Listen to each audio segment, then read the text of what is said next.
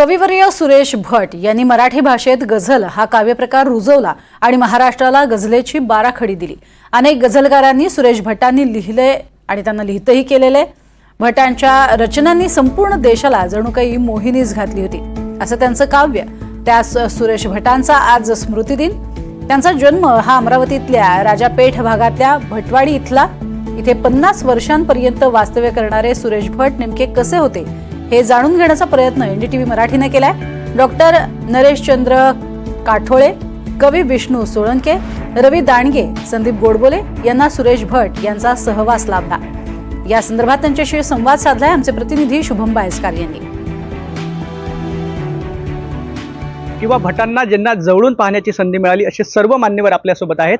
आजच्या आपल्या भट कसे होते या चर्चेत आज आपल्यासोबत काठोळे, कवी विष्णू सोळंके, रवी दांडगे आणि आपण जर पाहिलं तर संदीप गोडबोले, ह्या चारही लोकांना कविवर्य सुरेश भटांचा मोठा सहवास लाभला आणि भट कसे होते हे त्यांनी जवळून समजून घेण्याचा देखील प्रयत्न केला आहे।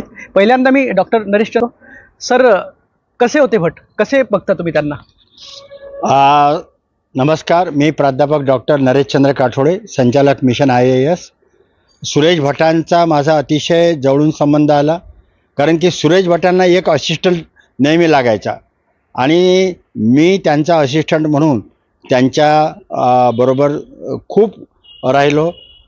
अमरावती, नागपूर, मुंबई, कोल्हापूर, बेळगाव इतक्या ठिकाणी त्यांच्यावर फिरलो। सुरेश भट हे आणि त्यांनी जी कविता लिहिली, कविता त्यांनी हृदयापासून मनापासून लिहिली आणि व्यक्ती म्हणून सुरेश भट अतिशय सामाजिक बांधिलकी जोपासणारे, लोकांवर मनापासून हृदयापासून प्रेम करणारे कवी होते आणि त्यांची प्रत्येक कविता ही आज मैलाचा दगड झालेली आहे। एवढा मोठा कवी अमरावती शहरात जन्माला आला ही आमच्या अमरावतीकरांसाठी अतिशय भूषणावं अशी बाब आहे। आपण जर पाहिलं तर कवी विष्णू सोळंके देखील आपल्यासोबत आहेत। अगदीच आपण जर पाहिलं तर त्यांच्या हातामध्ये अतिशय एक जुना फोटो आहे ज्याच्यामध्ये भट हे कविता गझल करताना दिसत आहेत। एक महत्त्वाचं पुस्तक देखील त्यांच्यासोबत आहे। कुठली कविता किंवा गझल सांगणार आहात की जे तुम्ही भटांना समर्पित करता? दादांना मी चांदूर बाजारला असताना एक गझल समर्पित करतो आजच्या त्यांच्या स्मृतिदिनानिमित्त। कातर वेळी संध्या छाया हळूच ही हसते, आयुष्याच्या वळणावरची सांज मला ढसते। कातर वेळी प्रामुख्याने सुरेश भटांचा माझा सहवास 1980 मध्ये नगर वाचनालयामध्ये रंग माझा वेगळा हा कार्यक्रम झाला।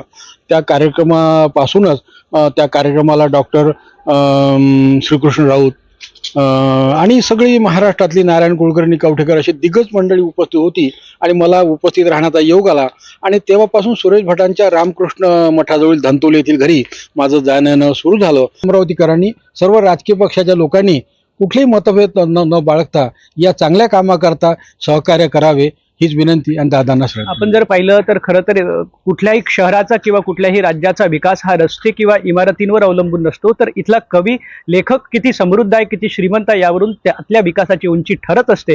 आणि भटांचं स्मारक अमरावतीमध्ये व्हावं आणि त्यासाठी सर्वपक्षीय राजकीय नेत्यांनी मतभेद विसरून एकत्र यावं अशी मागणी जी आहे या निमित्तानं करण्यात येत आहे। कॅमेरा पर्सन विशाल सह शुभम बायस्कर, एनडीटीव्ही मराठी, अमरावती।